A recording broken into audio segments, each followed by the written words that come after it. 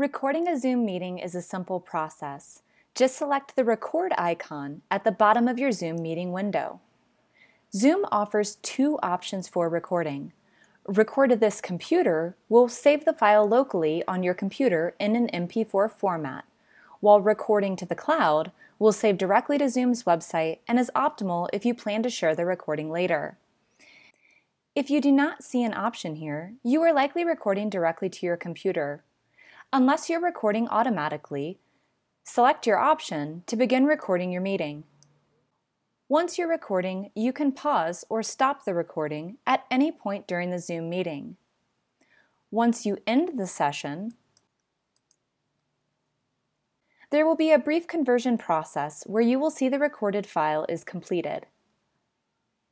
If you are recording locally to your computer, the recorded file will be accessible from your Documents folder in a subfolder called Zoom. If you're having trouble accessing this folder, simply navigate to your Zoom client, select Meetings, Recorded, and locate the file. You'll have several options for the file you wish to locate. You can play the video, play audio only, open the file, or delete the file.